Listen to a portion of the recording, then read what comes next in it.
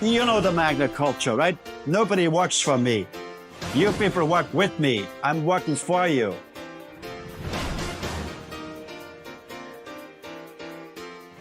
The history of mankind has always been dominated by the golden rule. Here's the gold makes the rule. But I don't want to be dominated by anyone. If I feel that strong, I should not be able to dominate somebody either. Hello there, I'm Richard Dolan in another great conversation with our dear friend, Frank Stronach. Now, as you know, this is a man who's not just one of the most highly celebrated, revered, most historically significant man of both industry and enterprise, having employed over 180,000 people over his lifetime across countless countries, generating billions in revenues. This is a man to be inspired by. This is a man we love to follow and learn from. And so joining me right now is my dear friend, Frank Stronach. Frank, so good to see you as always. It's always great to see you, Richard. Well, it's been said, it's good to be seen. But for us, in our case, as two men in black, Johnny Cash would be happy that we are, of course, in the spirit of the Ring of Fire. The Ring of Fire. And speaking of Ring of Fire, we have a Ring of Fire of conversation. You know, one of the things, as I studied my notes before we got into the studio, and our friends would be delighted to hear, is that you're often very outspoken about the lackluster effectiveness of the human charter of rights. It's, as you've said, is not enough. When we look at what human beings need, what is essential and what is required to live a great life, this is what gave rise to you authoring what some have called one of the most heroic acts of Canadian philosophy. You created the Canadian Economic Charter of Rights and Responsibilities. Now, I was around during this time, and many of our friends and followers from across Canada and around the world admired and were astonished and were, quite frankly, were celebrating this accomplishment. But as you've said before, the circle was just beginning. This gave rise to the Stronach Academy for Entrepreneurship, where we would infuse into our entrepreneurial thinking the very business philosophy you created called Fair Enterprise, a system, a structure, a philosophy of business launched in 1995 in Magna, making Magna one of the most adorable publicly traded companies, not just at that time, but in the history of mankind. Now, the circle is coming full end. Because what this meant for you and why I'm excited to chat with you is the rise of the new wave, common sense, business association, a home, a movement, a conversation. That if the Economic Charter of Rights and Responsibilities was the vision, were the values, this now becomes the mission. And you're supported by everyone, including me. Frank, tell me why this now completes the circle for you and for our fellow Canadians. Well, like I said, the circle wasn't quite closed, and sometimes we can look back in history and see that some people do it right, and we're talking by doing it right, how does the economy work, right? Because if the economy doesn't work, nothing else will work, right? So when I look back, I think Winston Churchill always stood out to me as a great politician, or I would call him maybe a statesman. And especially in his later years, he said many times, he says, and his language was sometimes a little off a bit because he says, goddamn parliament, it doesn't work. He says, there's only politicians in parliament. He said, the mandate of a politician is to be elected or re-elected. And that means the problem is the whole country is managed via political reasons rather than socioeconomic reasons. So he said, we must have a chamber of citizens to balance out the politicians, right? And so that took me a long, long time to find. Maybe I thought this a bit cumbersome, right? And so I came to the conclusion the Chamber of Citizens would be, for Canada, would be Canada's small business. And so this is, I put some principles together which we could improve the economy. Well, you know, a lot of people that have been watching you and have been celebrating you, I'd be hard pressed to go a day without referencing the work that we do and meeting someone who had an aunt, an uncle, a neighbor, a friend, a colleague that worked for Magna. And knowing that this is not just about your life lessons in movement, in motion, it's also a big part of your legacy. So when you speak about the three forces that make up this thing called the economy, from smart business owners, hardworking employees, but more importantly, the investors, what do you feel compelled that they share in, Frank? Let's talk about that. Well, basically, I've always said life is a question of fate and circumstances, to be at the right places at the right time with the right ingredients. So let me go back a bit, and because life is really, it's an evolutionary process. And I arrived in 1954 in Toronto. I had $200 in my pocket. I didn't know anybody, but I was fortunate. I found a job relative quick, right? I'm a tool and die maker by trade. So I found a job in a very small company. The company had 10 people, right? And so I got a job there. And after a few months, the owner said to me, "Frank, you've done a great job, and I want you to be a partner of mine." My chest swelled a little bit, and but this was a nice fella. He never wrote it down.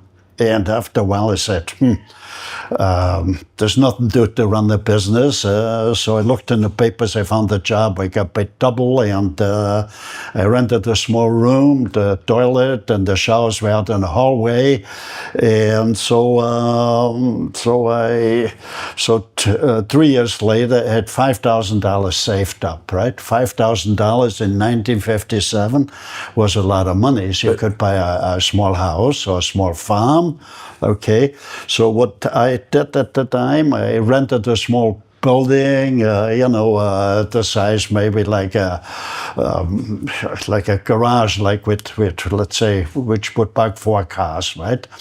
And out I went to put a sign up front saying, "Tool or Die, open for business." And I worked in the factories, and I said, "I'm very good in solving problems. If I can solve the problems, then they don't have to pay me." Obviously, I solved some problems because after 1 month I hired somebody. After 1 year, I had 10 people. After 2 years, 20. And then the first evolution set in, right? And life is an evolutionary process. We go through many evolutions, right?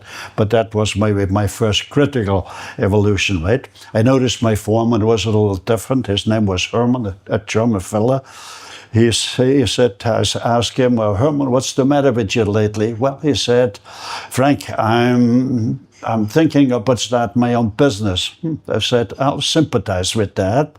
I said, "Maybe let's talk tomorrow. Maybe we find a better answer." So that evening I was talking to myself. I said to myself, if that one's going to leave me, that would stifle my growth. No good for me. The next reason was, if that one's going to leave me, then I got to do all the work myself. I liked it even less. And the third reason was, if I hire a new foreman now and I don't show him how business is run, I still got to do all the work. To make a long story short, the next day I said to Herman, "Why don't we start a new factory? You own a third and I own 2/3. Herman looked at me and said, "Do you mean that?" I said, "Yes." We went right away to a lawyer, wrote it down, and the building was up in no time. And the guy worked, that was he worked like crazy, right? That was his pride and everything here. And so what happens over the next 5 years, I took 6 more foremen and did the same thing, right? After 5 years, I had a huge cash flow, right? And then I became somewhat sentimental and looked back on my past, and saying there were times when I was hungry not because I wanted to lose weight. I was hungry, had no money to buy food. If you experience that leaves ever burned in your soul, right? So I said to myself, gee, I got to do something too. Maybe get the workers involved, and we all make more monies. So I transferred the private company to a public company, and after a few years, it was in the early 80s, I put in an economic charter of rights. The foremost principle in the economic charter of rights, at the Magna Economic Charter of Rights, was we predetermined what we do with the profits.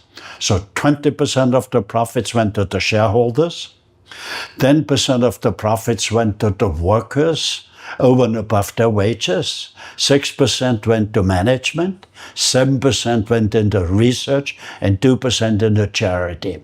When I put this charter in a Magna, our profits climbed 40% the first year, 100% the second year, 200% the third year. Wow. So when you share the profits in a tangible way with employees, you release an energy of untold proportions, okay? Because employees on the front line, they see how to make things, so they see things, we could make it better. You open up their mind. It's an incredible energy you let go, right? So that is really the whole essence, right? So the message I want to always get across is, look, without workers you can't make a profit. Let's have them participate in a tangible way. So I'm never preaching, let's take away from the rich. All what I'm saying, we gotta let workers participate to bake the economic pie, and everybody gets a bigger slice. What occurs to me is I've listened to you and you've recounted this story many, many times as a friend, as a student, as an admirer, as a mentee, as your student for many years. What occurs to me at this point is three things, and I want to check in with our listeners, our viewers that have followed your path and are listening very attentively. First of all, what occurs to me is that you're a problem solver. Likely from birth, it's just how you've been wired, and this is what you're doing. So if anyone were ever to ask why the Canadian Economic Charter of Rights and Responsibilities or the Stronach Academy for Entrepreneurs or why something new like the New Wave Common Sense Business Associations, because there's a problem that needs to be fixed, and it's bound and it's owned by small business owners who you care about. Number two is it's so clear to me, Frank, that you care deeply about people, and in particular small business owners, from farmers to tool and die makers to the mom and pop shops. You truly are a champion of the everyday Canadian. And I see that. But the third and final, as we move along here in this conversation, which I'm incredibly grateful for, is that you occur for me as a great equalizer. I feel like if you're the modern day Robin Hood, you're not robbing from the rich to give to the poor, but you stand for the poor so they have a shot at getting rich because they matter. With that being said, Frank, you said that there's three forces at play with something that's really important. You call it the economy. The economy, the economy, the economy. Can you speak to those three forces? Well, first of all, we got to realize the world has always been dominated by the golden rule. The people which have the gold make the rule. I don't want to be dominated by anyone. If I feel that strong, I should not be able to dominate somebody either. So the question is, how can we dismantle the chains of dominations? Not via violent revolutions, destructive revolutions, via revolution of the mind. So the revolution of the mind would say an economic charter of rights would solve the problem, would eliminate poverty, right? So when we take, I like to state too, if you're not economically free, you're not a free person, you're a servant. And there's so few people which are economically free. What does that mean, economically free? Well, my definition is, if a Canadian woman or Canadian man worked for 30 years, they should have enough accumulated to own their house, might it be a little house or a condo, mortgage free. It should have at least $300,000 in the bank, so they can supplement their pension and choose their own road to happiness for their own remaining years. That to me is the minimum standards to be economically free. So why don't, how many people do you know which are economically free? It's such a small percentage. There's got to be something wrong. We have advanced so much in technologies, how to improve things, but the living standards gone down and down and down. With the last 50 years, the living standards gone down more than 50%. So nobody's pulling the alarm clock, and it's gone further down. I love that you're redefining for Canadians and their futures what it means to be free. Because without being economically free, you're not really free at all. And I mean, when we talk about many of the things that have inspired you, Frank, to give rise to the new wave Common Sense Business Association, one of the greatest things that I've heard you say time and time again is that the standard of living for Canadians coast to coast, have only declined over time. And according to your research, analysis, and frontline viewpoints, it's been going down for nearly 6 decades. Is this true, Frank? That long? At least further. My goodness. So what I love about what you're doing is you're taking a stand. You've created a vision, you've assembled some values, and what you're putting together is a new conversation for Canadians, in particular small business owners who really wish to have for themselves a real great financial life and future, one they can achieve and one they can look forward to. Well, why do you think the political systems, bureaucrats if they were, the leaders of our political systems, why haven't they had this vision for Canadians? Well, that's a slow build-up, right? It's a slow, it's not noticeable, right? But it's a build-up. But it's a gigantic build-up. I would say the bureaucracy climbed at least a few 100%. Okay, so I would say when I opened up that first building 65 years ago, right? I would say at that time might have been maybe 10 bureaucrats per 1,000 people. There was no, and when in about 60 years ago, I built my first new building, right, in Richmond Hill, right. So I had to go to the city hall there. It's slowly where the rules and the regulation starting to come up again. So I went there, but luckily enough, the people at the city halls looked at my blueprints. They said, stamped by qualified engineers for snow load and wind load and sewage. Everything's in good shape. We're so happy that you built a building in Richmond Hill. I had the permits within a day. Okay, now I'm waiting 3 years to get the permit for a farmer's market. When I applied, I don't want to name the township or whatever, right? When I applied for a farmer's market, so after a few months, I got, when I called what happened to the permit to build a farmer's market, well, they said, your application did not apply to the rules. So what are the rules? Well, the rules are in our township, only the farmer's market cannot be larger than 3,000 square feet. And your application was for 5,000 square feet. So I said, so bureaucrats tell me how much tomatoes or potatoes I can grow. But the interesting part of it, all the way along on the same roads, there's hundreds of buildings with 200,000 square feet, 500,000 square, and even more, like full with things. They're all warehouses. Nobody asked for a thing there for what and how, right? Because in some of those buildings, they store foods in there, right? Like there are a few 100,000 square feet, and I have a farmer's market and don't get a permit. It just doesn't make sense. So we gotta take a look, right? We are so overregulated, right?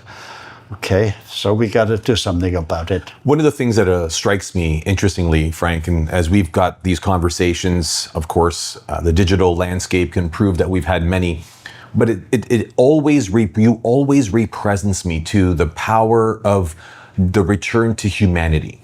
you're such a humanitarian, and I don't mean as in like giving back or being charitable, but really standing for thy neighbor.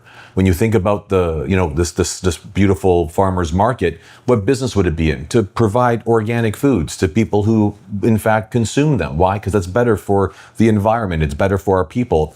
And I feel like the humanization of our nation has been lost. We lost track, Frank, I believe. Just inspired by what you're saying of the regulators aside and the bureaucracies aside, it's like, who are we? What do we stand for? What's important to us? So when you think about the backbone to the country, Frank, who would you say is truly the backbone to our country and its economic freedoms and future? Well, small business has always been the backbone, and so basically, we gotta wake up small businesses. Say, look, if you love your country, they might not love the politicians, they might not love the bureaucrats, but love their country. But most of all, they would love their kids. Where we gotta make them aware. If we don't make changes, there's no future for the kids, right? So the changes, and I've always said it's got to be a civilized revolution, not a destructive revolution, right? We just gotta have too many regulators. We gotta set small business free, right? What do I mean by that? Small businesses don't make a lot of profits, but small business want to grow to large businesses, right? In order to grow to large businesses, they have to hire employees. So governments would make more money, tax monies, when small business hires employees than getting a little profit out of the small business. Okay, so basically we could say to small business, look, if you join the New Wave Common Sense Business Association, you will pay no business tax. Yes, the workers will pay wage taxes, income tax. You as the owner, if you take some monies out, you also pay a tax, same as the workers. But the entrepreneurs or the business owners only take out so much what their family needs to live. And they want to grow they're dedicated, they want to grow the business, right? Yeah. So that's one way, right? And the other way is small business has always taken care of itself, right? We don't need regulators. Government has no business to be in a small business. So if we can tell small business, like if you join the New Wave Common Sense Business Association, there's no business tax, no regulators. Yes, small business will get their own committees, right? They would have a committee on workplace safety, that's important. They will have a committee on the environment, that's important, and an ethics committee, okay? So we have that. So it'd be amazing what small business could do. It's amazing how the economy would grow. Most of all, we could eliminate poverty, right? Yeah. So it's so important that the New Wave Small Business Association has to unite. When they unite, then they are a huge political force. Then the politicians will listen. Okay, I agree. Okay, because they would support an economic charter of rights. You've watched movies before, I'm sure. You know Mel Gibson. Yes. You remember him in Braveheart, galloping along the front lines before a big battle, and he's rallying the troops. I envision you in blue paint, and you're Mel Gibson, you're Braveheart, and you're galloping along the front lines, Frank, and the battle cry is to save Canada's economic future. And those lined up, holding the front, are small business owners, between 1 and 300 employees. And I see you galloping. I know you own horses, and I know you've got some blue paint somewhere in the house, but I envision this. Your battle cry is really common sense. Let's summon our common sense, band together, and as a result of doing that, we can unleash, as you've said, an energy of epic proportions that can really send a shockwave into the future generations that we call home. Does it feel that way for you? Because I'm feeling that way for us. I will take writing lessons to do that. Okay. But, No, but, okay. but notice you don't deny having blue paint somewhere Yes, at home. all kidding aside, right? My thing has always been, when I talk to people, the human charter of rights alone is not sufficient. We have to fortify it with an economic charter of rights. Economic charters of rights will lead to economic democracies, and economic democracies are the basis for democracy itself. Let me put that maybe on a grassroots level language. All politicians agree, all business people agree, if the economy doesn't work, nothing else will work. If the economy doesn't work, we cannot feed the hungry, we cannot look after the most fragile people, the elderly, the sick, and the handicapped. But nobody talks about the economy. What drives the economy? It's strange. We don't teach it in a school, not in universities either. Okay? So it's the economy. And the economy is driven by three forces: smart managers, hardworking employees, and investors. The message I want to get across loud and clear is, without workers, we can't make a profit. So let the workers participate in the profit. And I've set a role model with 180,000 employees. Okay? About 1/3 of our employees were women. We employed over 60,000 women at Magna, right? Okay? We had the most advanced human resource, structure, right? Where women could call a hotline if something isn't right. And we had investigators, right? Because you only can grow to such an extent. If the employees are happy, then they like the work, they think of better ways, they want to be part of it, right? Okay, so that's what it's all about. So Magna, the kind of Magna I created, that should serve as a role model, right? I have a certain age. I have no agenda. I wrote a column for the Financial Post for quite a few years. I know, but usually what you read in papers, you only read the problems, right? There never is a solution, right? It's just this happened, that's the problem. When I wrote, this is the problem, and next to it I had, this is a solution to eliminate the problem, I knew I will wind up with some poisonous errors, right? But it is, I have a conscience. The country was great to me, When you're young, we all hustle a bit to make some money so that we can live in dignity and help the family. I had factories in 34 different countries in the world. I could have lived in dignity in any one of those countries. I chose Canada. It's a great, great country. But don't let's forgo it, huh? We got to do something about it. I like that. We owe it to the younger generation. We can get it back in great shape. If we just would do the same things what we did 50, 60, 70 years ago, we could make it great, right? So that should not be that difficult, right?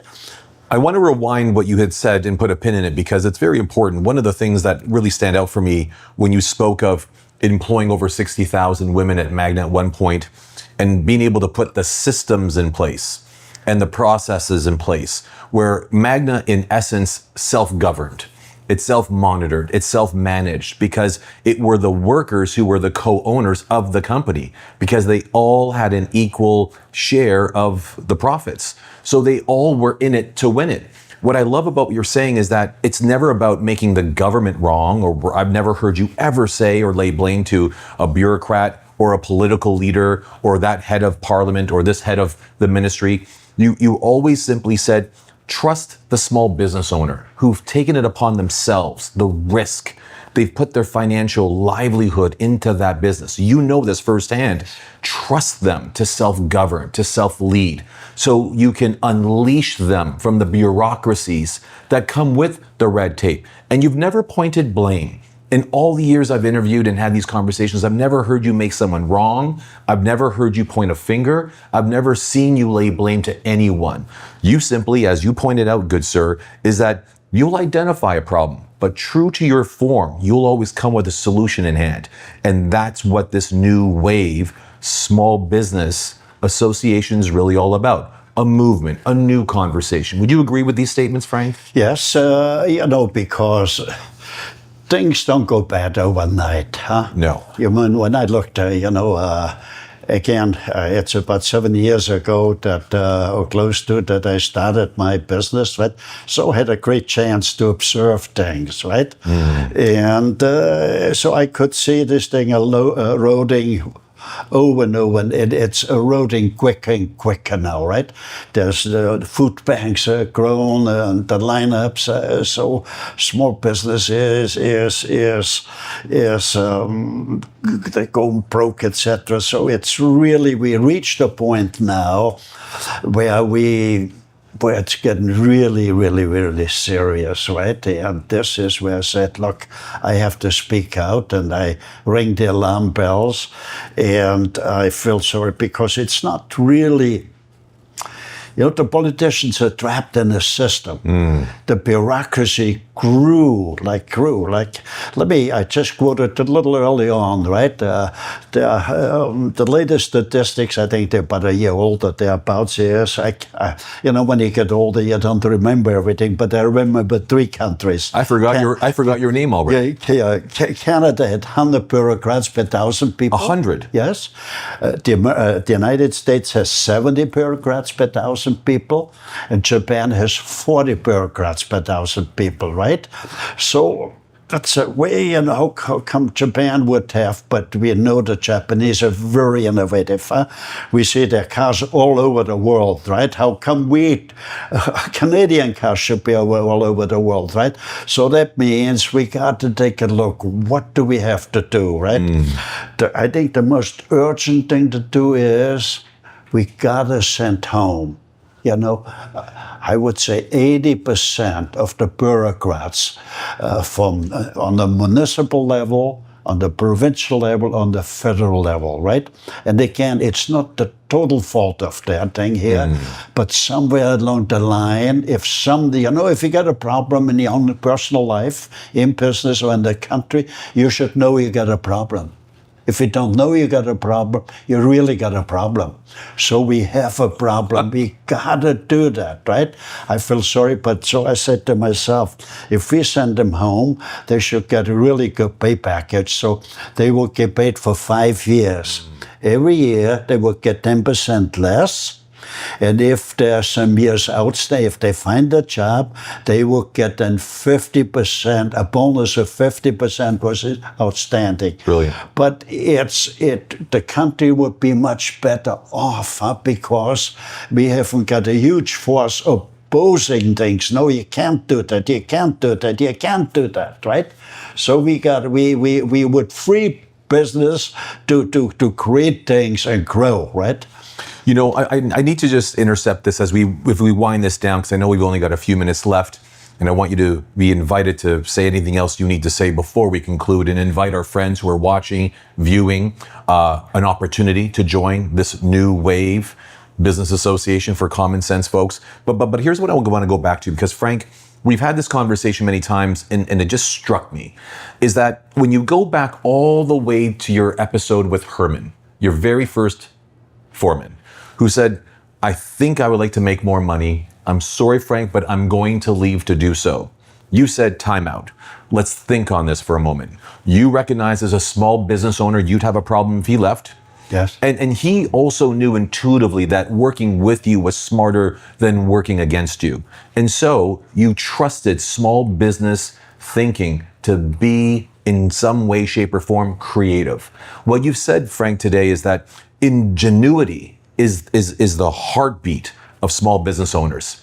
And you're asking the bureaucracies and leadership, governments and policymakers to trust small business owners to creatively figure it out, because they're on the front line of the economic realities. They see firsthand when there's shortages. They see firsthand the costs going up. They see firsthand what consumers need to pay for and pay more for on a daily basis. They're on the front line. So what you're doing is you're uniting not a people, but a mindset.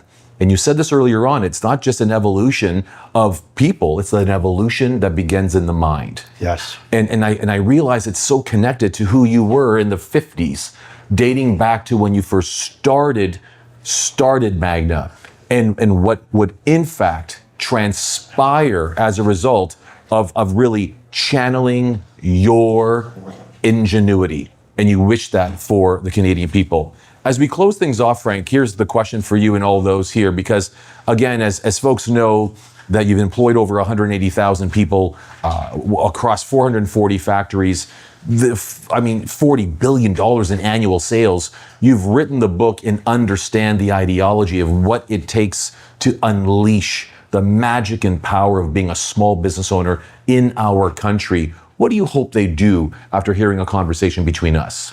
Well, again, I'm always referring, let's go back 50, 60, 70 years.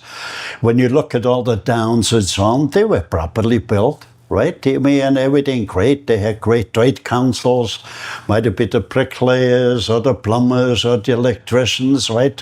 We didn't, there were no regulators, right? Small business regulated itself, right? And here now I see all the regulation, I see the traffic jams, like the whole thing isn't badly planned, right? And, you go people out from the city and people going into the city, it's just, the planning is just, with all the, we have so many regulators, right? So we the key is we gotta free small business, right? And business was free when you look back 60, 70, 80 years ago.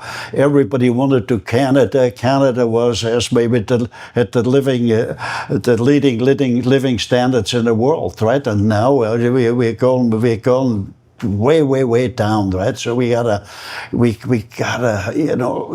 it's for the benefit of all Canadians. And I try to tell the bureaucrats that, look, you got kids.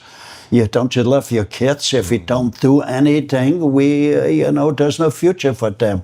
And like I said, we have a pay program where they will get paid out for 5 years, a reasonable amount of monies, and if they find a job, they get a substantial bonus. Amazing. Okay, so we gotta do something, right? So I think that's not a destructive revolution, and the very key is we gotta let workers participate to make the economic pie, and everybody will get a bigger slice. I love it. I love that you're reimagining the great Canadian financial future for all people, beginning with small business owners. I can feel you taking us back to the way it once was. And most people will actually attest and say, well, things aren't the way they used to be.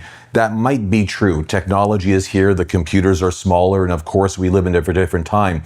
But if we don't catalyze an evolution in the mind, then not much else will be there for our children's children in the financial and economic future we hope for them. I mean, Frank, in our closing time together, I know you've said this before, if we don't take action, there is no future.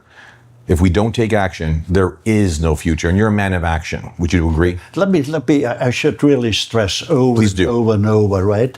And maybe if I could say it in inflammatory words, right? That they really highlight. Yeah, this is a family show, but Frank. Yes, you can't use inflammatory terms. It's we don't talk about it, that workers have a moral right, that without workers you can't make a profit, okay? And I've proven it, if you get them engaged, you make more and more monies, right? Okay?